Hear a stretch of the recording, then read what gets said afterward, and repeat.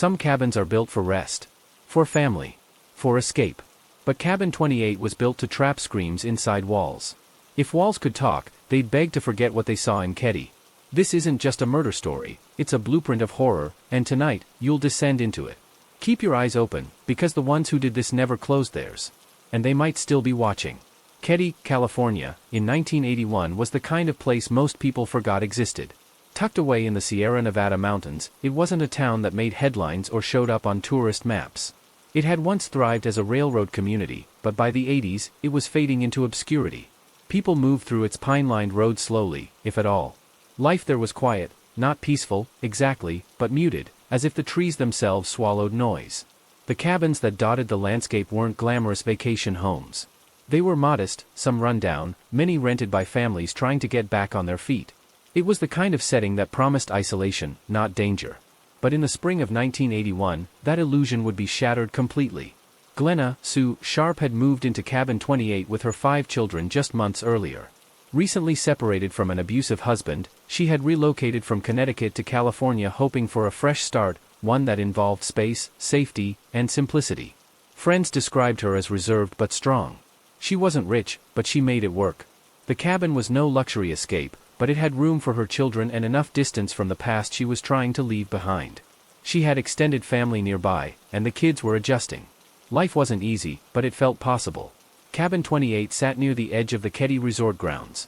Originally part of a larger tourist lodge built in the 1920s, the cabins had gradually become long-term rentals as the tourism dried up.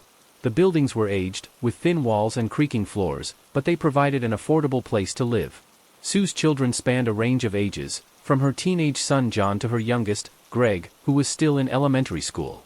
There was always motion in the cabin, footsteps and laughter and the occasional argument, the sounds of life unfolding in the most ordinary way. If there were worries, they were the typical kind: bills, groceries, school. No one in Keddy thought of murder. That wasn't a word they used there. But the signs had been there, subtle but real. The area had a growing undercurrent of tension, drug activity, whispers of violence that no one wanted to confront openly. People said Keddy had changed, though they struggled to explain how. There was just a feeling in the air, a kind of pressure that didn't belong in a quiet mountain town. Outsiders had come and gone. Temporary renters. Drifters. People with unclear pasts. Faces that didn't match the rhythm of the place. Still, no one believed anything truly sinister could happen there. By April of 1981, Sue was juggling as best she could. She was attending classes at the local community college, trying to set an example for her kids. Her teenage son John had recently started spending time with a friend named Dana Wingate. Dana was troubled but not dangerous, at least not in a way that worried most parents. The 2 boys were teenagers in a small town, bored and restless. They hung out, hitchhiked sometimes, nothing uncommon. Tina, Sue's 12-year-old daughter, was a bit of a loner but liked visiting the neighbors. Sheila, the older daughter, helped out where she could. And the younger boys, Rick and Greg, mostly stayed inside. They were a tight family, even if the edges were frayed. There was nothing dramatic about the days leading up to the incident. No known threats. No strange visitors. Just the usual routines: school, chores, evening television. If someone was watching them, and some would later believe that they were, there was no warning. No sounds in the night, no letters, no broken windows. Just the knowledge, in hindsight, that something evil had been moving closer. And that it had chosen that cabin. That family. Cabin 28 was just wood and nails. But something about its position, slightly set back, a little more hidden, made it feel like the perfect trap. There were no surveillance cameras back then. No security alarms. No cell phones to call for help. Just a landline and the hope that if something went wrong, someone might hear. But that's the part that disturbed people the most. When it finally did happen, when the worst thing imaginable came to life, no one heard anything. Not a scream. Not a thud. Not the sound of footsteps or a door being forced. And when the morning light finally came, it revealed something that would never be forgotten. The quiet little cabin wasn't quiet anymore. It had become something else. A crime scene so brutal, so bizarre, that even seasoned investigators would walk away haunted. Cabin 28 would never be lived in again. Not truly. Not without remembering. Not without the air feeling colder than it should. The layout of Cabin 28 was modest, functional, the kind of space built not for comfort but for necessity. A small front room served as a living and gathering area. A couch sat near the wall, a television against another. The kitchen was off to the side, bare bones but serviceable. 3 bedrooms offered barely enough space for a mother and 5 children, and the single bathroom served all of them. Like many cabins in the area, it wasn't insulated properly. Winters crept in through the walls. The floors groaned underfoot. The front door had seen better days, swollen slightly from years of rain and snow. There were gaps in the windows that let in the cold. But it was home. Sue had done what she could to make it feel livable. A few family photos, some second-hand furniture, and a sense of routine kept things from unraveling. The children were adapting. John had recently been suspended from school but had started talking about joining the military. Dana Wingate, his close friend, had a reputation in nearby Quincy for getting into trouble, but nothing serious enough to raise major red flags. They were typical small-town teenagers, angry at the world, craving escape, and drawn to anything that gave them a sense of control. They often hitchhiked to get around. In 1981, it wasn't as dangerous as it sounds now, or at least that's what people believed. There were no Amber Alerts, number 24-hour news cycles keeping parents in a constant state of worry. People lived by trust and routine. If a teenager was a few hours late, they were just being a teenager. Sue was trying her best to hold the family together. It wasn't easy. She had no car, relied on food stamps, and often had to walk miles just to do laundry or pick up groceries. Her ex-husband was out of the picture, and there was no steady income beyond small welfare checks and whatever odd jobs she could manage. She didn't drink or party, but she wasn't completely alone. She had made a few friends around the resort. One of them was Marty Smart, who lived in a nearby cabin with his wife Marilyn. Marty was a former cook, struggling with mental health issues and prone to anger. His friend, Beau Boubade, had recently arrived in Keddie from out of state. He was older, flashy, and had a criminal background. People noticed him, but they didn't ask questions. What no one realized at the time was how tightly those small interactions were wound together, how people like Marty and Beau weren't just background characters, but pieces in a puzzle that would never fully come together. Keddie was small enough that everyone's lives touched, even if only at the edges. And sometimes those edges were sharper than they looked. The days before the murders were filled with ordinary things. Errands, chores, idle conversation. Nothing stood out in any obvious way. But looking back, there were strange undercurrents. Marty and his wife had been arguing more. Beau was asking questions about the Sharp family. Tina had been acting withdrawn, not unusual for a preteen, but enough to be noticed. And Sue had reportedly gotten into a disagreement with someone, though no one could say for sure who it was or what it had been about. These were whispers, hindsight observations that would later take on much darker weight. The resort itself was in slow decay. What had once been a popular vacation spot was now just a cluster of cabins in various states of disrepair. The main lodge had long since closed down. Weeds grew between cracks in the pavement. Lights flickered or stayed off entirely. The people who still lived there weren't tourists, they were long-term renters, often low income, just trying to get by. Cabin 28 was one of the more intact homes, but even it showed signs of wear. The door didn't lock properly. The front steps sagged slightly to one side. The walls were thin enough that you could hear your neighbors arguing or watching television, depending on the night. Privacy was an illusion. The law enforcement presence in Keddie was limited. The Plumas County Sheriff's Department oversaw the area, but calls were few and far between. It wasn't uncommon for deputies to overlook minor disturbances. They were stretched thin, and Keddie wasn't high on their list of priorities. People kept to themselves. Complaints were often settled with a knock on the door or ignored entirely. That sense of neglect would later become a point of deep controversy. Because when something terrible finally did happen, it was unclear how well authorities were prepared, or willing, to respond. Even before April 11th, Sue had been dealing with growing unease. Not fear, exactly, but the sense that things weren't quite right. She was aware of Marty's temper, had likely heard things through the paper-thin walls. She may have even warned her kids to avoid certain people. But warnings only go so far, especially in a place where everyone is used to looking the other way. No one expected violence. And certainly not the kind of violence that would come. In a town where nothing happened, people stopped expecting that anything ever would. But in Cabin 28, in that fragile space where a mother tried to rebuild, something was waiting. And when it arrived, it didn't just shatter the lives inside, it left a wound in the town itself. One that never healed. The morning of April 12, 1981, was supposed to be like any other. Easter Sunday. A day that, for many, carried the quiet simplicity of family, church, or time outdoors. In Keddie, the spring air had begun to push away the chill of winter. Trees were beginning to bloom. Birds returned. Life in the Sierras was starting to soften.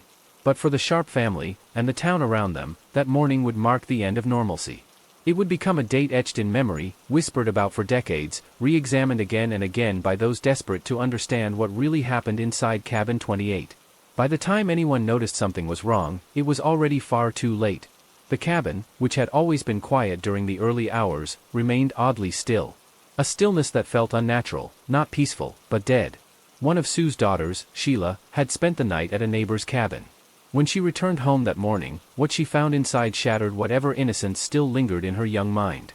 What she witnessed was so brutal, so grotesque, that even seasoned law enforcement would later struggle to contain their reactions. The living room of cabin 28 had become a place of torment, a tableau of rage that defied logic. 3 bodies, her mother, her older brother John, and his friend Dana, were left in positions that suggested not only murder but something far worse, a kind of punishment, a display.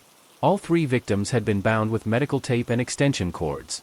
Their throats had been slashed. They had been bludgeoned with a hammer, repeatedly, excessively. One of the weapons, a bent steak knife, was later found at the scene, as if discarded in haste or perhaps as a message. Blood was everywhere, on the walls, the floor, the furniture. It stained the carpet in wide arcs, splashed across surfaces, even pooling beneath the couch. The attack had not been swift. It had been savage. Prolonged. Personal. The house showed no signs of forced entry. The back door was unlocked. The front door, which didn't close properly, appeared to have been accessible all along. There was no broken glass, no kicked-in panels. Whoever had done this had either been let in or knew the layout well enough to move without causing alarm. Most chilling of all, the crime had occurred while the younger boys, Greg, Rick, and a neighborhood friend, were asleep in the next room. They were unharmed. Somehow, through the noise and violence, they had slept through the entire thing. Or perhaps they hadn't. Perhaps they had stayed silent, frozen in terror, unable to move or scream. For years, their recollections would remain foggy, disjointed, traumatized.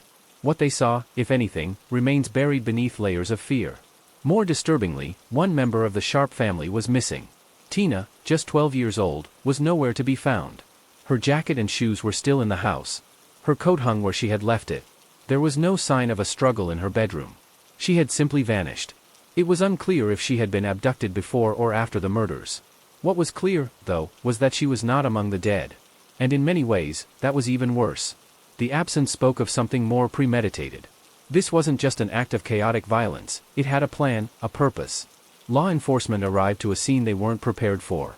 The Plumas County Sheriff's Office, along with the California Department of Justice, began an investigation that would eventually span decades. But from the beginning, there were problems. Evidence was mishandled. The crime scene was not secured properly. People walked through the house. Items were moved. Crucial details were overlooked. Reports would later go missing. And theories, so many theories, began to surface. Was this a targeted killing? A personal vendetta?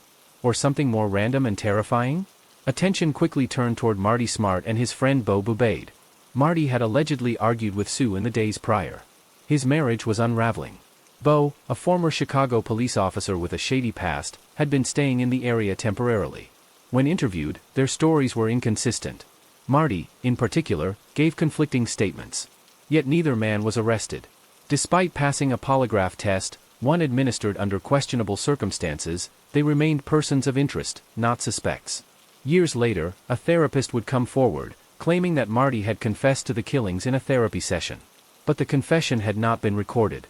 And by then, it was too late. Marty had moved away. Beau had passed away. Whatever secrets they carried may have died with them. For the community of Keddie, the aftermath was defined by confusion, fear, and silence. No one could explain how 3 people could be slaughtered in such a small cabin while others slept nearby. No one could understand how a child could vanish into the night without a trace. And no one could forgive the gaps, the missing evidence, the quiet suspects, the strange official decisions that seemed to protect certain people rather than uncover the truth. Cabin 28 was sealed and later demolished.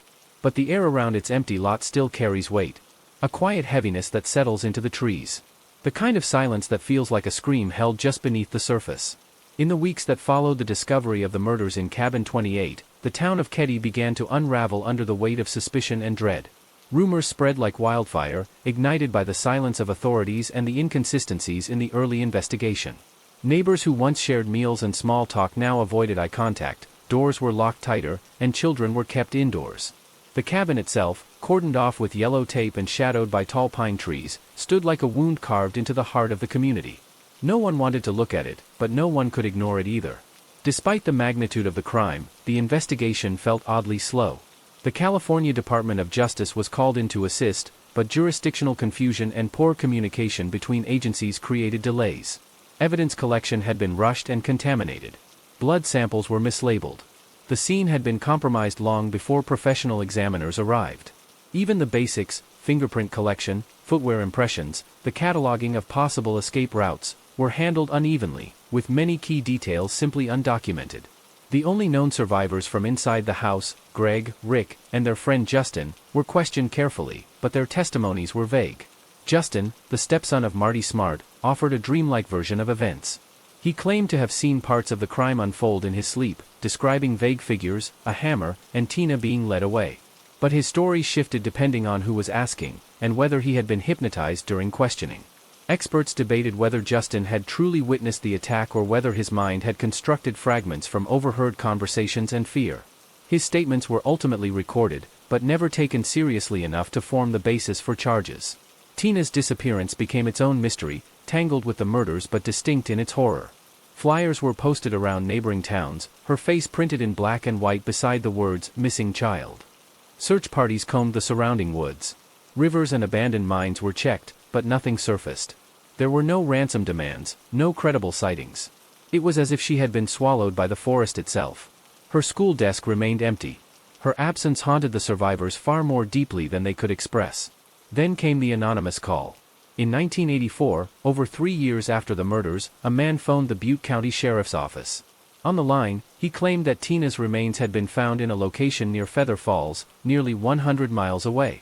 Authorities acted on the tip, and skeletal fragments were indeed recovered, alongside a child's jacket, a blue blanket, and a pair of empty surgical tape rolls. Dental records confirmed the worst: the remains belonged to Tina Sharp. Her cause of death couldn't be determined due to the advanced decomposition, but her presence in that remote area was enough to reignite the case.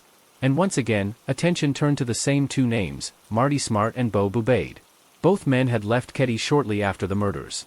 Marty, who had a long history of domestic violence and erratic behavior, moved out of state. Beau, with his supposed ties to organized crime and law enforcement from his past in Chicago, simply disappeared into the system. Despite new leads, neither man was ever charged. Interviews resurfaced. Notes hinted at prior conflicts between Sue Sharp and Marty. Some believed Sue had tried to convince Marilyn, Marty's wife, to leave him. Others suggested a love triangle or jealousy-fueled rage. Yet none of these theories resulted in indictments. Instead, the case slowly faded from the public eye, buried beneath bureaucracy, disinterest, and the passage of time. Decades later, retired detectives and amateur sleuths would re-examine the details, launching blogs and forums, connecting dots that once seemed unremarkable. They'd highlight lost files, inconsistencies in reports, overlooked witness statements. One piece of evidence, an audio recording of the anonymous call about Tina's remains, was never matched to a voice. Another file containing Marty's written confession, allegedly documented in therapy, vanished from official records. Those who cared about the case found themselves staring at a wall of silence, broken only by dead ends. The town of Keddie never recovered. Its resort shut down completely. The remaining cabins were abandoned, and nature began reclaiming what humans had built.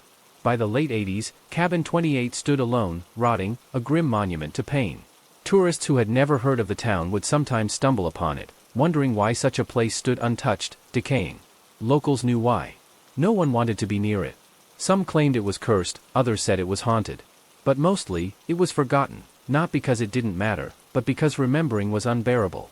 And so, 3 lives were taken, 1 was stolen, and the rest were left behind in a town too small to carry such weight. The Sharp family story became another unsolved tragedy in a country full of them. But unlike many cases, this one lingered. Something about the stillness of the crime, the brutality hidden behind thin wooden walls, and the child taken into darkness, it stuck in people's minds. Not because it had a resolution, but because it didn't. Time moved forward, but the air around Keddie remained stagnant, almost suspended. What had once been an ordinary mountain town faded into a memory soaked in tragedy. For those who lived through it, the Keddie cabin murders were not a distant news headline. They were a fracture, a wound that refused to close. Decades would pass, but the questions never stopped echoing. Why was the case never solved? Why were obvious suspects overlooked? And why did so much evidence seem to disappear? Among the most troubling elements of the case was the extent to which critical leads were allowed to slip through the cracks. Initial interviews were rushed. Notes were misplaced. Items that should have been bagged and labeled for forensic analysis were instead left out or mishandled. It wasn't just incompetence, it began to feel deliberate. Some locals began whispering about corruption. Not the kind built around money or power, but the quieter kind, born out of relationships, favoritism, or fear. The fact that Bo Bubaid had a background in law enforcement only added fuel to the speculation. Rumors suggested he may have had connections with agencies bigger than the local sheriff's department, perhaps even the federal level.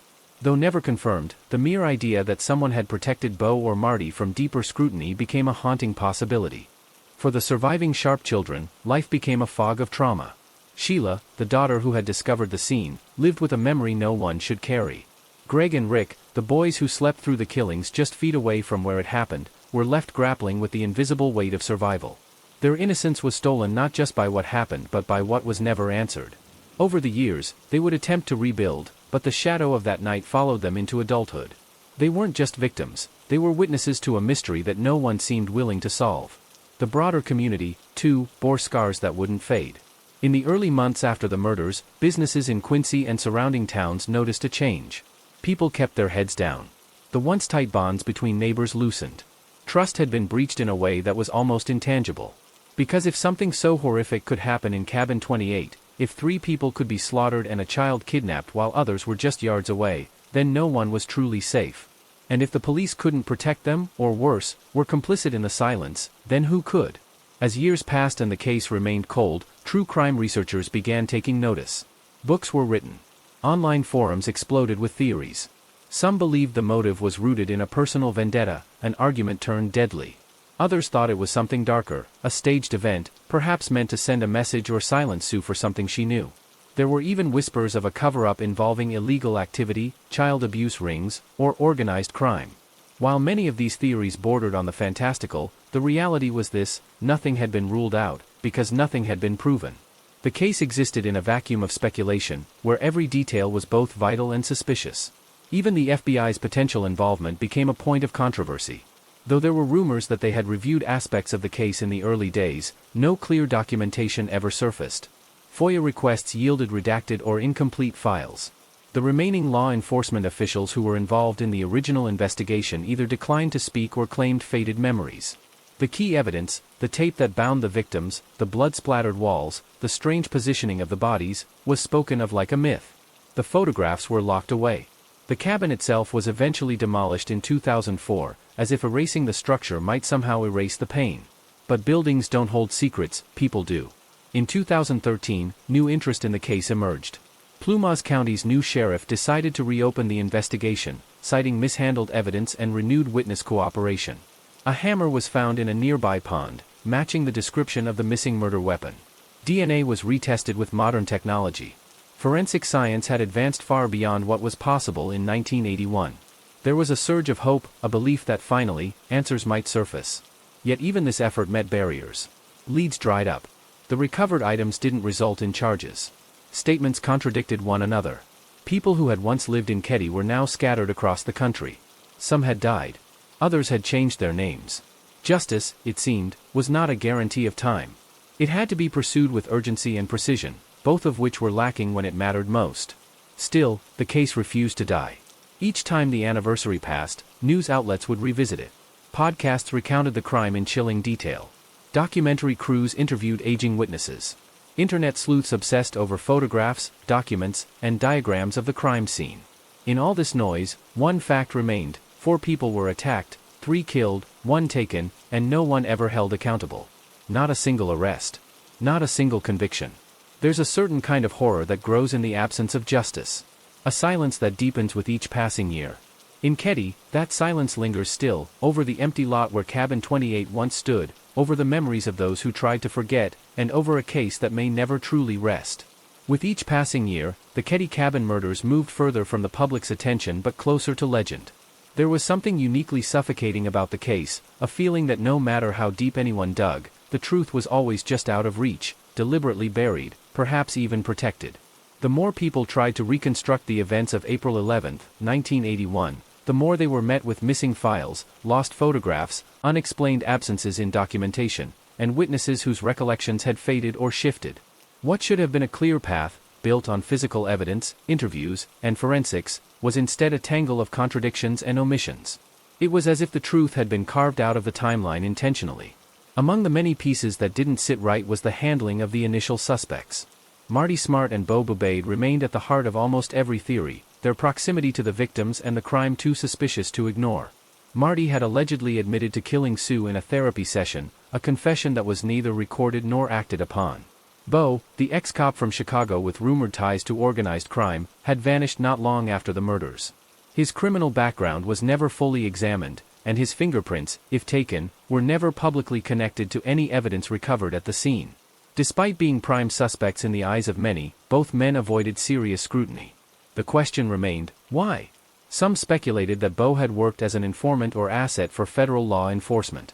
If true, it would explain the protective distance that seemed to surround him. Marty, with his violent temper and history of abuse, was seen by some as the weaker link, the one who could be manipulated or provoked. There were theories that he had acted out of jealousy or rage, with Bo either assisting or orchestrating the violence. Regardless of who held the knife or swung the hammer, what mattered most was that law enforcement seemed unwilling to pursue them. Whether due to incompetence, intimidation, or complicity, the lack of action became its own form of guilt. Tina's disappearance continued to haunt the case as its most tragic and chilling mystery. Her remains, found over 3 years later in Feather Falls, raised even more disturbing questions. How had she been taken from the cabin? Why had no one heard her leave? Who transported her body over 100 miles into the remote wilderness, and why? The discovery of her skull and bones did more than just confirm her fate, it shattered any illusion that the crime had been impulsive. It showed planning, disposal, and an awareness of how to hide a victim long enough for memory to dull and urgency to fade. Even more disturbing was the anonymous call in 1984 that led to Tina's remains. The caller provided details that hadn't been made public. His identity was never confirmed. The recording of the call existed but was never used to track anyone. This was just one example in a long list of oddities where leads were either ignored or allowed to die quietly. Tips came in and disappeared. People reported suspicious activity and were told it wasn't relevant. Critical evidence was boxed away and forgotten, or worse, destroyed without explanation. As attention to the case dwindled in the late 80s and early 90s, the Sharp family's pain remained ever present. The surviving children grew up under the weight of a story they couldn't escape. In interviews years later, they spoke of the trauma, the nightmares, and the helplessness. They carried not only grief but a kind of survivor's guilt, an aching sense that something should have been done, that justice had been stolen from them. The house was gone, the bodies were buried, but the injustice remained. Eventually, the story of Cabin 28 became more than a true crime, it became a symbol. A symbol of what happens when truth is obstructed. A symbol of small-town horror, of families failed by those meant to protect them. It became a case study for cold case investigators, journalists, and filmmakers. Each new piece of media reignited interest, but also reopened wounds. A few documentaries hinted at suppressed motives, suggesting that Sue Sharp may have known things she wasn't supposed to. Others focused on the social dynamics in Keddie at the time, poverty, isolation, and strained relationships that created a volatile environment where something like this could happen without warning. By the early 2000s, there was a renewed push for answers. Modern forensic technology made it possible to revisit evidence with new tools. Crime scene photos were digitized. DNA samples that had been preserved were retested. A rusted hammer discovered in the nearby river was analyzed. For a moment, it felt like the truth might finally emerge. But once again, the leads fizzled. DNA results were inconclusive or degraded. The hammer couldn't be definitively linked. Interviews reopened more questions than they answered. Despite it all, the Keddie murders retained a certain gravity. Not just because of their brutality, but because of their silence. Crimes of passion often speak loudly, they come with motives, witnesses, confessions. But this crime, this event buried in the woods of Northern California, remained quiet. Too quiet. As though those who knew the truth had taken an oath to keep it buried. And as long as that silence held, the case would remain more than unsolved, it would remain cursed. The more people tried to understand what really happened inside Cabin 28, the more the story of the Keddie murders turned from a local crime into a national enigma. Even as time passed, the case refused to stay buried, constantly resurfacing through documentaries, podcasts, and armchair detectives who couldn't ignore the chilling details. But behind every piece of re-examined evidence and every rehashed theory, one truth remained the same: someone had silenced 4 innocent lives, and they had walked away untouched. That reality made the case feel more like a haunting than a homicide. Key elements of the case began to resurface in the early 2000s when new investigators decided to re-examine the original evidence with modern methods. A major development came when a hammer was pulled from a dried-out section of a nearby creek, matching the exact type of hammer Marty Smart had reportedly owned and suspiciously claimed had gone missing around the time of the murders. At first glance, this seemed like the breakthrough everyone had been waiting for. But when forensic testing was finally completed, the results were underwhelming. No usable DNA. No prints. Just corrosion and speculation. It was a symbolic moment, another piece of the puzzle that hinted at the truth but refused to fit cleanly into place. Other discoveries were equally frustrating. When authorities attempted to cross-reference DNA found on some of the recovered tape and bedsheets with modern databases, they hit another wall.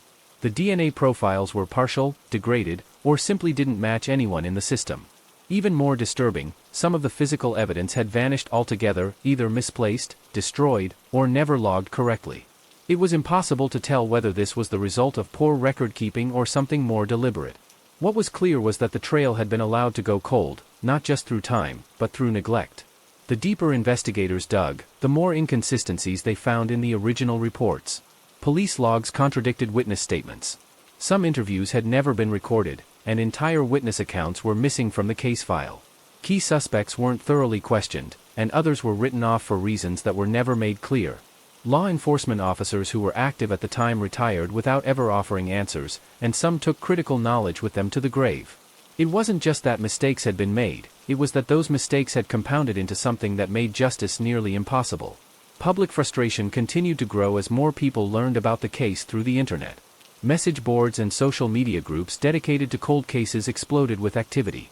Amateurs pored over newspaper clippings, autopsy reports, and aerial maps of the area. Timelines were reconstructed down to the hour. Suspicion mounted against certain individuals, particularly Marty and Bo. The strange coincidences around their departure from Keddy, their history of violence, and their connections to law enforcement only intensified the sense that this wasn't just a random act of violence, it was something darker, maybe even protected. One of the most damning details was that in the weeks after the murders, Marty had openly complained about Sue Sharp. He was recorded in a therapy session claiming she had interfered in his marriage and had to be taught a lesson. Although this session was mentioned in passing in early police documents, the full transcript was never released. Some investigators believed it had been suppressed. Others weren't even aware it existed. Either way, it pointed to a motive, however volatile or irrational it might have been, and it connected directly to a suspect. But still, no arrest. Even more troubling was Bo Bubaid's background. A known criminal with a checkered past, Bo was never properly investigated after the murders. He left town soon after, and while his name came up repeatedly in tips and interviews, he was never formally named a suspect. Those who researched his history found ties to organized crime and potential connections to people in law enforcement. Whether those connections shielded him or simply created enough hesitation to stall the case was never made clear. But his vanishing act, paired with his presence in Keddy at the exact time of the murders, remained a chilling thread. Meanwhile, Tina Sharp's disappearance and the later discovery of her remains in a remote area added an extra layer of cruelty to an already devastating case. Her skull had been left near a makeshift campsite, along with a child's blanket and personal items, in an area known to locals but rarely visited by outsiders. The fact that someone had taken the time and effort to transport her body over 100 miles away raised disturbing possibilities. It wasn't a crime of panic or impulse, it was calculated. Someone had taken steps to ensure Tina would never be found, and when that failed, they vanished without a trace. As years went on, the story of the Sharp family became less about crime and more about grief. The surviving children grew older, marked by what they had witnessed, or narrowly avoided. They lived their lives in the shadow of something unresolved, watching their story become a topic of public fascination. Every time a new article or documentary aired, it reopened wounds. And yet, they kept hoping. Hoping someone, somewhere, would come forward. Hoping time might do what justice had not. But in the cold silence of Northern California, hope often feels like another kind of ghost, present, but powerless. As the Keddy murders moved further into history, what remained was less a case file and more a chilling symbol of failure of justice, failure of protection, and failure of truth. The town itself faded into near obscurity, but the case refused to die. It lived on in whispers, late-night forums, true crime podcasts, and the minds of those who couldn't let it go. It wasn't just the brutality of the crime that kept people hooked, it was the gaping hole where answers should have been. Every piece of new information only seemed to deepen the mystery, and the contradictions within the investigation turned the entire narrative into a maze with no exit. The cabin, long since demolished, had become more powerful in absence than it ever was standing. It had once been just another structure in a modest resort community. But after the murders, it became a magnet for the curious, the obsessed, and the mourning. People drove by, snapped photos, and tried to imagine what had happened within its walls. But the real horror was that no one could reconstruct it completely. Details were missing. Evidence was gone. Key timelines didn't match. The space had been contaminated before it had even been preserved. In many ways, the crime scene had been erased not just physically, but forensically. And that erasure was one of the most disturbing facts of all. Those still seeking answers were often led back to the strange silence surrounding the suspects. Marty Smart and Bo Bubaid loomed like shadows over the case, their names repeated endlessly in connection with damning circumstances.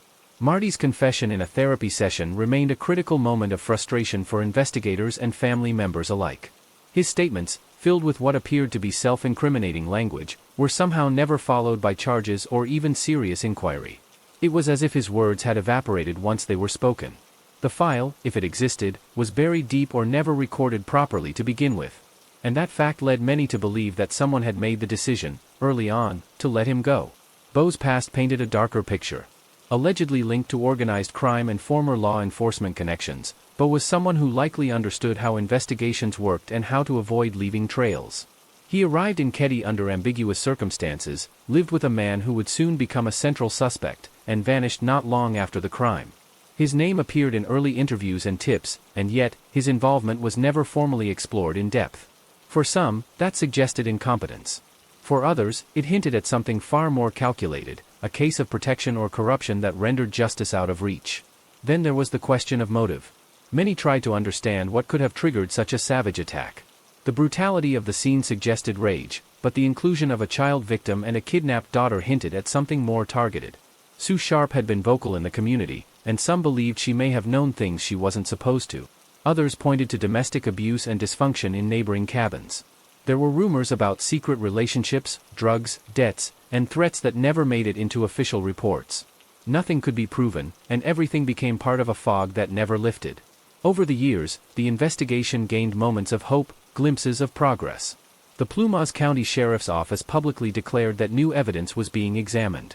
They hinted at potential suspects and released statements that implied charges could still be filed. But those announcements often led to silence. Leads went nowhere. Suspects were either dead or uncooperative. And forensic testing, though more advanced than ever, couldn't overcome the failures of the past. There's only so much that can be retrieved from degraded evidence and contaminated crime scenes. The involvement of amateur sleuths added both momentum and noise to the case. Online communities picked apart every detail. People claimed to have cracked codes in letters, found discrepancies in interviews, and traced new suspects based on blurry photographs and hearsay. Some brought attention to overlooked elements. Others distracted from the core facts.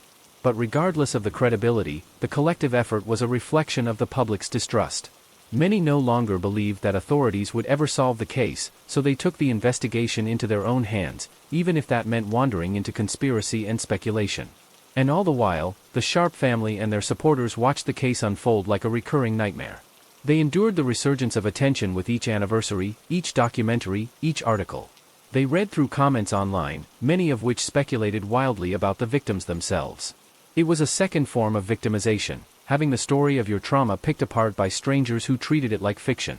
Still, they remained committed to the pursuit of truth. Not because they believed it would bring peace, but because it might bring clarity. Because someone out there still knew what happened. And silence, in this case, had become a form of complicity.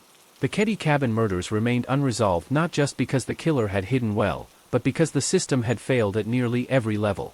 From poor evidence collection to ignored confessions, from missing files to questionable suspects, every misstep was a missed opportunity for closure. The horror of the case was no longer just the violence, it was the echo of unanswered questions that stretched across decades. The kind of questions that don't fade. The kind that settle into history and haunt it. The deeper the case of the Keddie cabin murders was studied, the more it became apparent that the truth had not simply been lost, it had been obscured, fragmented, and suffocated beneath years of bureaucratic decay and possible institutional silence. What was initially viewed as a horrifying small-town crime began to look more like a blueprint for how justice can be delayed indefinitely when people choose to look away. Decades had passed, yet so many critical elements remained unresolved, and some details, once ignored, were now viewed in a much darker light. Among the most unsettling realizations was the early handling of the crime scene itself.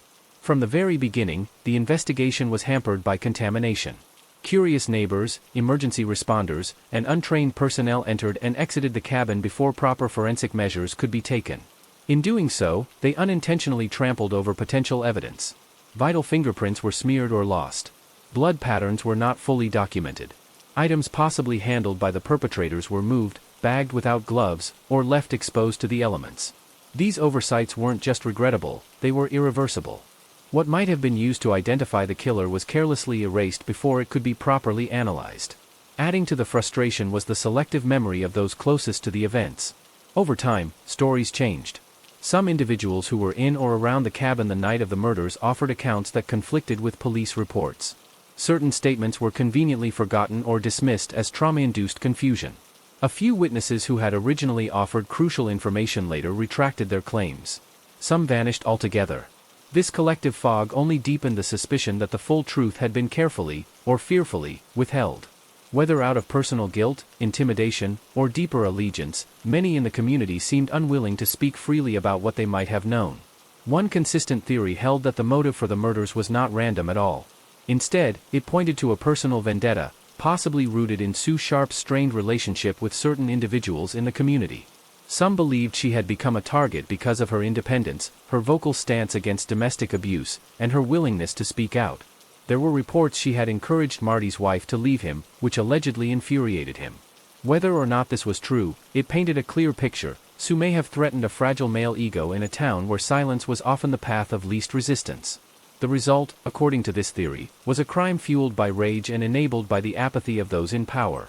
And yet, even as these motives were debated, a more insidious possibility began to emerge: the idea that the killers had been protected. Not just overlooked, but actively shielded from prosecution. Beau Boubaid's background, especially, seemed too conveniently ignored.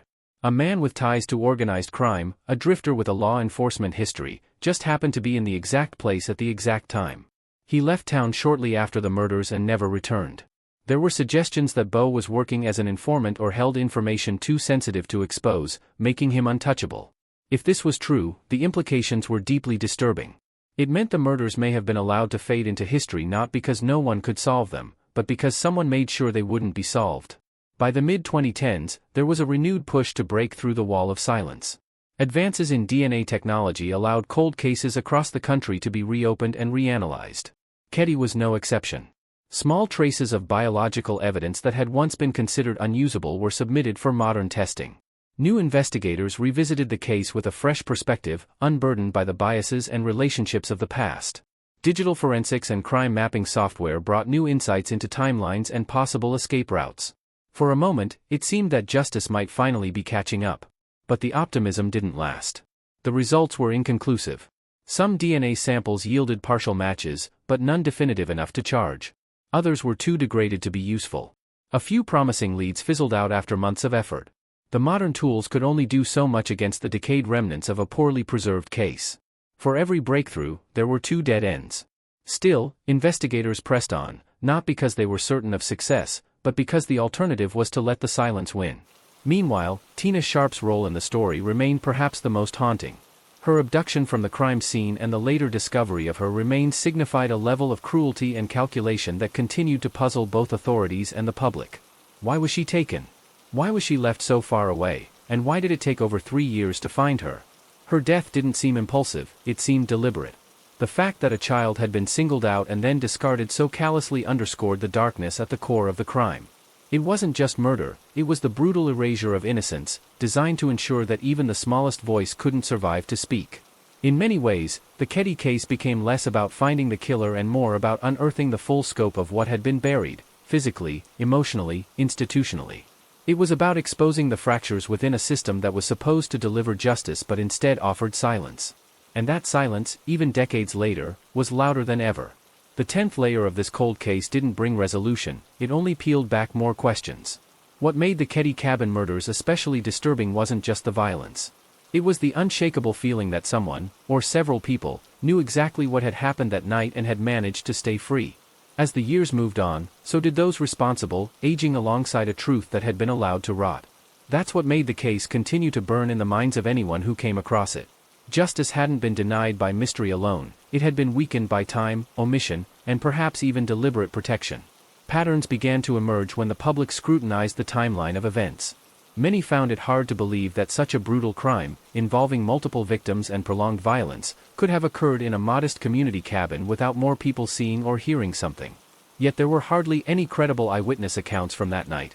The sounds of screams, breaking furniture, or the chaos of a struggle were apparently either unheard or ignored. This silence seemed too convenient. If the attackers were familiar faces, people the community either feared or protected, it might explain the widespread hesitation to come forward. It became clear that certain testimonies had been selectively considered in the original investigation. Key witnesses, those who had lived nearby, interacted with the victims shortly before the murders, or had knowledge of the suspect's behavior, were either not thoroughly questioned or had their statements go unrecorded. One local mentioned overhearing a strange argument outside the cabin hours before the murders, while another recalled seeing Beau Bubaid walking alone in the early morning light, behaving oddly. These anecdotes didn't make it into the original reports and were only discovered later through informal interviews and archived community discussions. Even more disturbing was the persistent rumor that some law enforcement officials may have discouraged people from talking, either directly or by letting it be known that the case was closed in their eyes.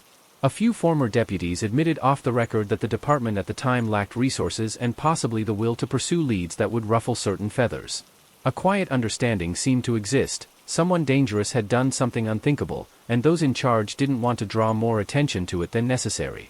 The result was a failure not just in policing but in collective accountability. Keddie became a town haunted not by ghosts, but by the weight of what was unsaid. Those who remained rarely spoke openly about the murders. Some moved away and changed their names. Others stayed, but refused interviews or requests from journalists. The story lived on mostly through those who weren't there, researchers, outsiders, and online investigators who believed something had been buried alongside the victims. Their persistence was relentless, but even they admitted that decades of decay made it nearly impossible to separate fact from local legend. Over time, the narrative began to twist itself into new shapes. Some speculated that the murders were part of a much larger conspiracy, possibly involving drug trafficking, criminal networks, or revenge killings linked to people far beyond the small town's borders. Others believed the crime was more intimate, tied directly to family tensions, jealousy, or abuse. And then there were those who thought the case was cursed, unsolvable not because of any spiritual force, but because the moment for clarity had passed. Evidence had been lost. People had died. Memories had faded. And the killers, if still alive, had comfortably disappeared into anonymity. Tina Sharp's death became central to many of these theories. Her abduction was unusual and inconsistent with the kind of impulsive violence often associated with domestic murders. It pointed to a plan, or at least a cold willingness to take a child and eliminate a witness. Why she was taken and where she had been kept before being killed, or whether she had been killed immediately, remained unknown. Theories ranged from her being a target from the beginning, to her simply being in the wrong place at the worst time. No one could agree on her role, only that it added an even darker element to an already harrowing case. Decades later, the surviving children from Cabin 28 continued to carry the psychological wreckage. Their trauma was not just from what happened, but from what never followed. No justice. No answers. No peace. They had grown up in the shadow of a crime that had never been solved and had become part of a national story without ever asking for it. Occasionally, one of them would speak in interviews, measured, careful, and always circling the same point: someone knew. Someone always knew. But time had taught them to live with the reality that knowing and proving were two very different things. The renewed investigations brought slivers of hope. The sheriff's office issued public statements acknowledging past missteps and affirming that the case was still open. Promises were made. Evidence was re-examined. But as anniversaries came and went, the reality sank in again. Unless a deathbed confession surfaced or a long-forgotten piece of physical evidence suddenly yielded a DNA match, the case would remain unsolved.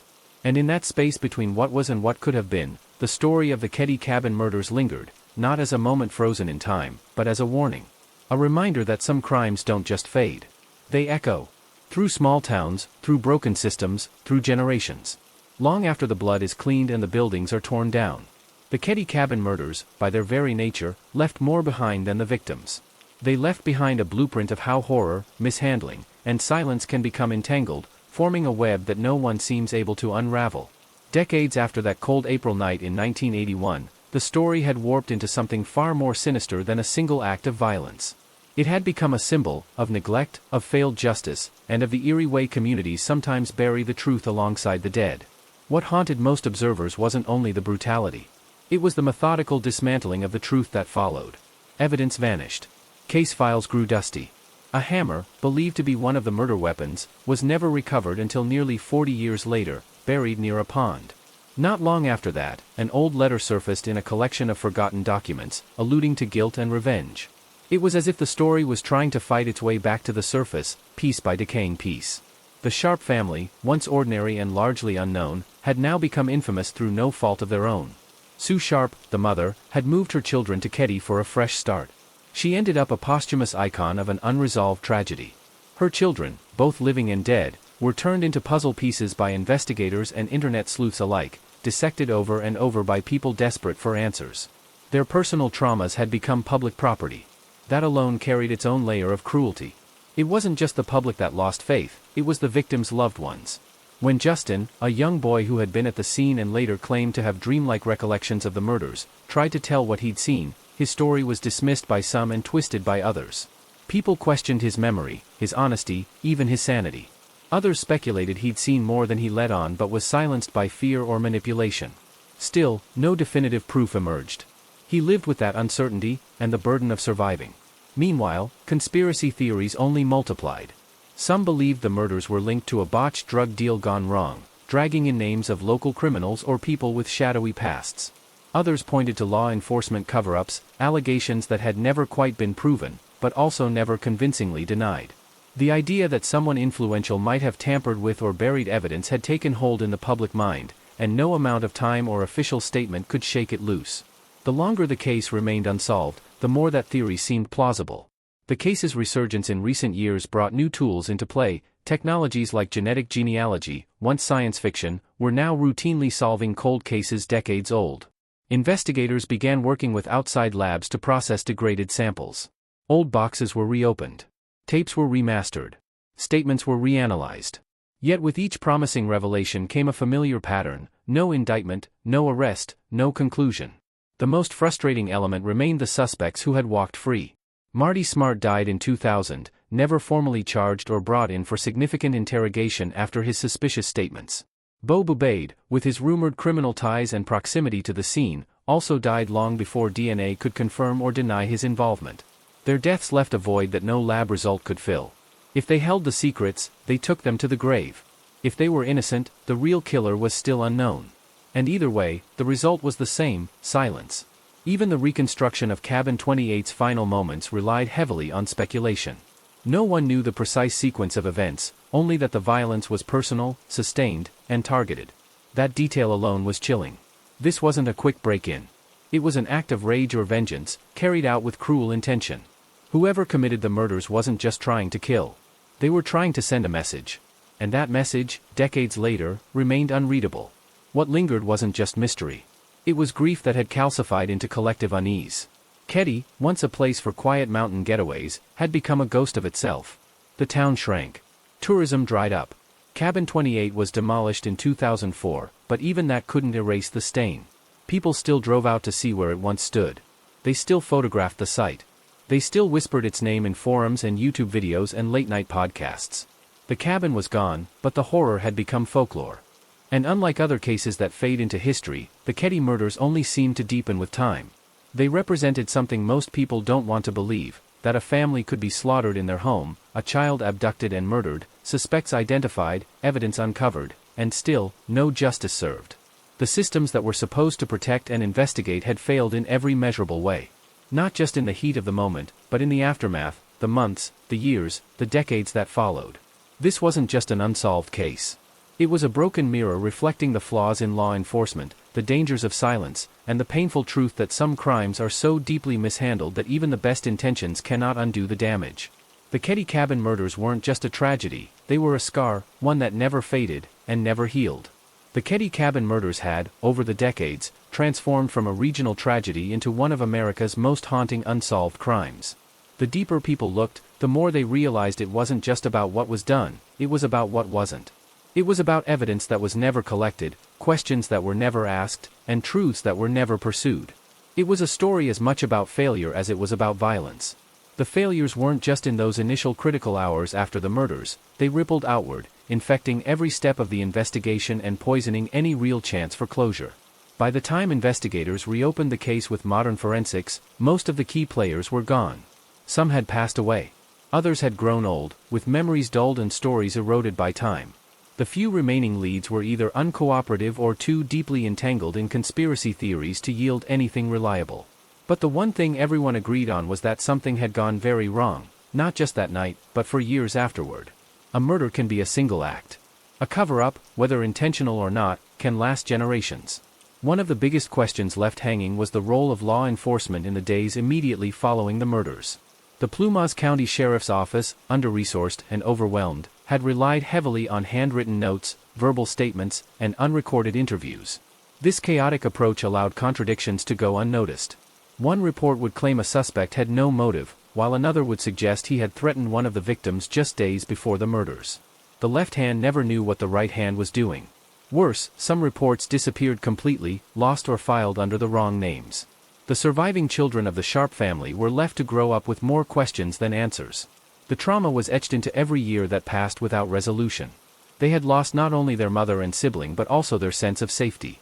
Every time new information surfaced, another dead-end tip, another unconfirmed confession, they were pulled back into the darkest night of their lives. They weren't just victims of a crime.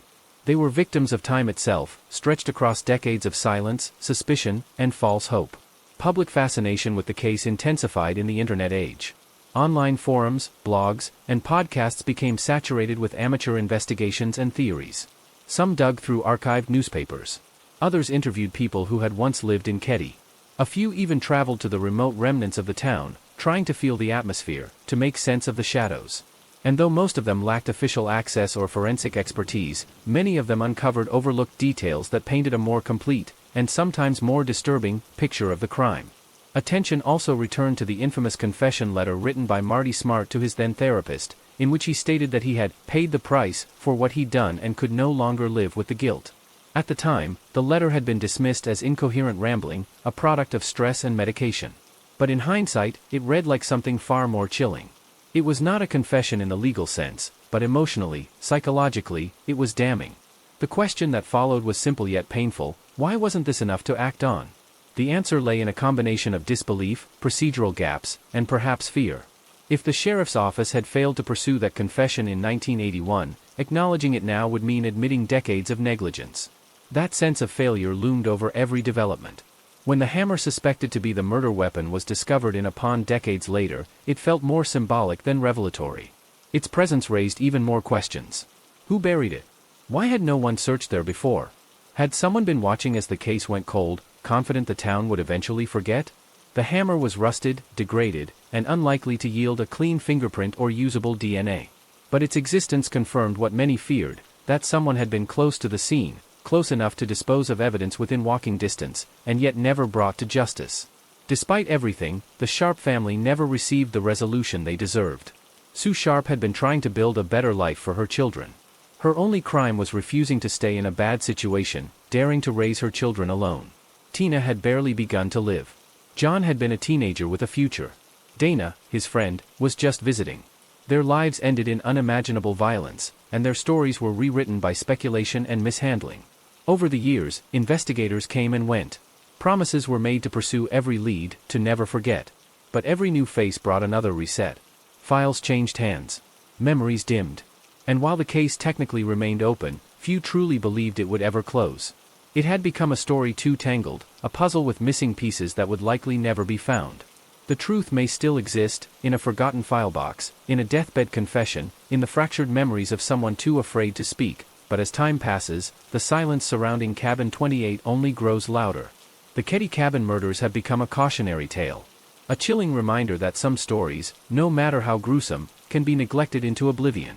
And that sometimes, the most disturbing horror isn't the violence itself, but what happens afterward when no one dares to look too closely. In the years following the murders, Keddie became a landscape of questions, silent, wooded, and haunted not by spirits, but by truths buried deeper than any grave. The passage of time hadn't softened the edges of the crime, it had only sharpened the outlines of what went wrong.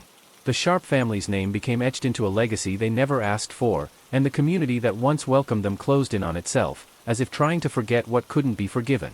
The disintegration of trust in the system became as much a part of the case as the bloodstains left behind in Cabin 28. People who once might have believed in due process found themselves questioning every official report, every statement from authorities, every reason why the case had been allowed to go cold for so long. What had once seemed like police oversight now looked more like intentional evasion. Key pieces of evidence, like the tape-recorded interviews, the mysterious disappearance of the initial crime scene photos, and the silence around the suspects, painted a picture of a case that had never truly been given a chance to be solved. Complicating the issue was the unique insularity of small-town life. Keddie wasn't Los Angeles or New York. It was a place where people knew each other, where gossip traveled fast and secrets even faster.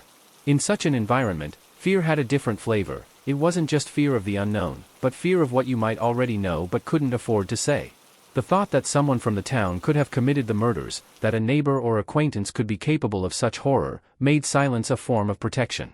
Over the years, that silence solidified into denial. Even when law enforcement tried to regain ground, the damage had already been done. Re-interviews with potential witnesses were met with hesitancy, evasion, or outright refusal. People claimed not to remember, or said too much time had passed.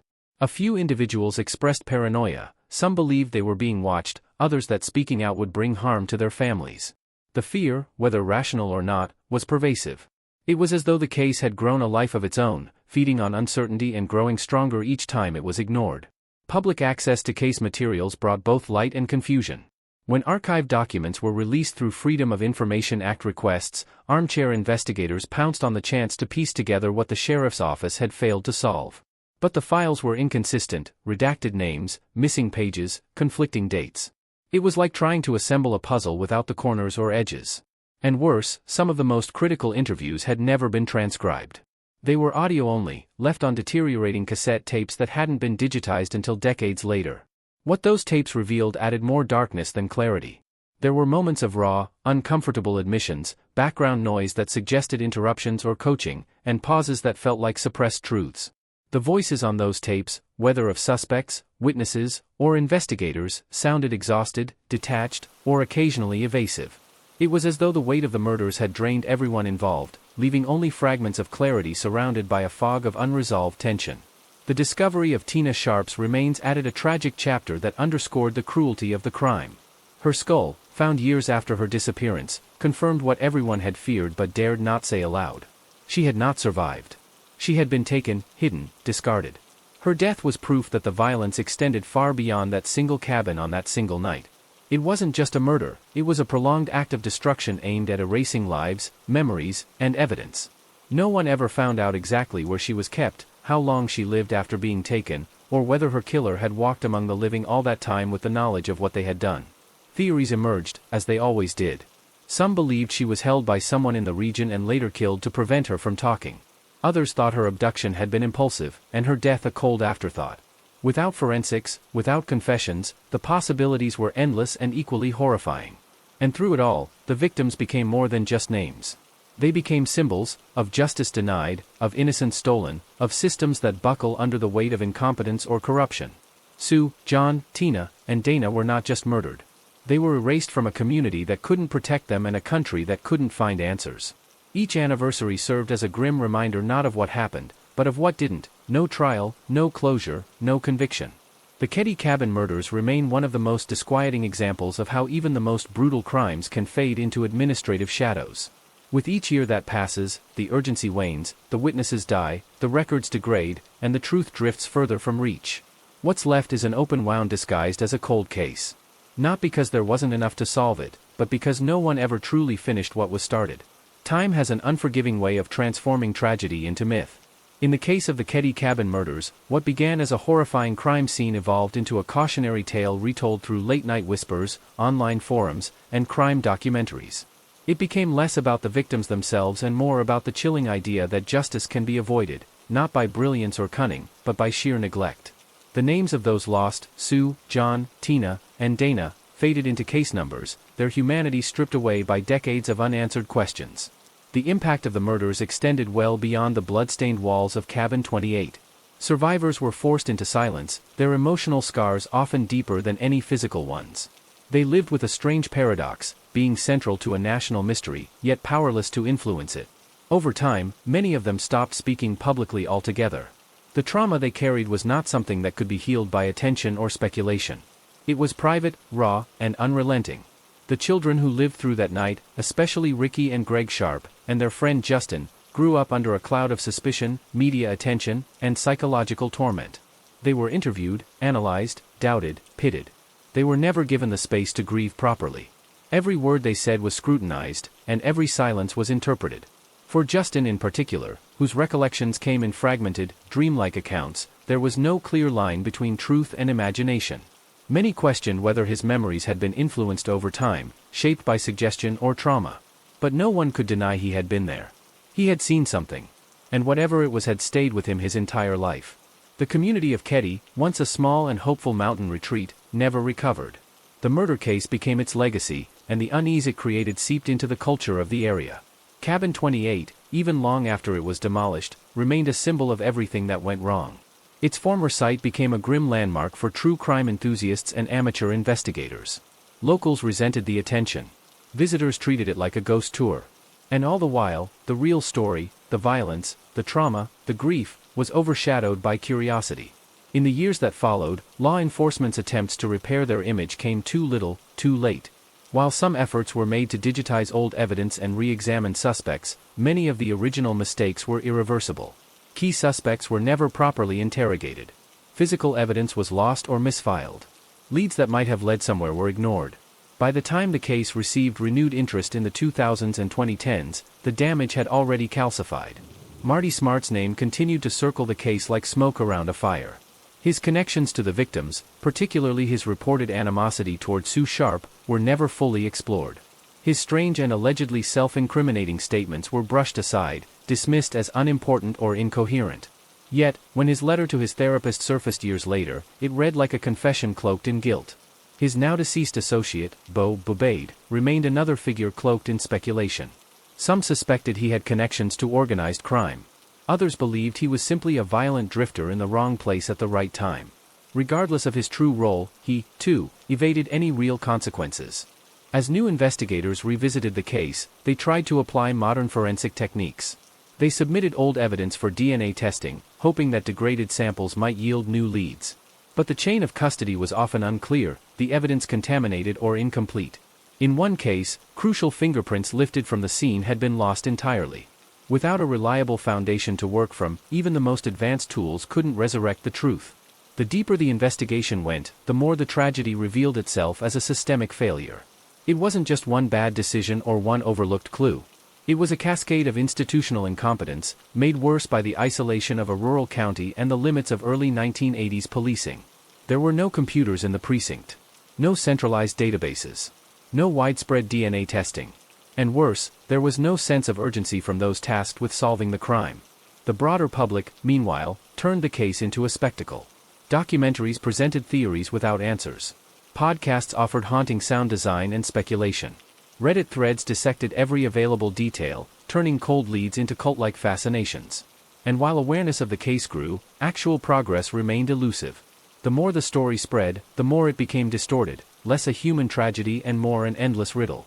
Perhaps the cruelest part of the entire ordeal was how preventable the suffering could have been. If investigators had treated Marty Smart's statements with seriousness, if the cabin had been properly secured, if Tina's disappearance had sparked an immediate search with urgency and resources, the outcome might have changed.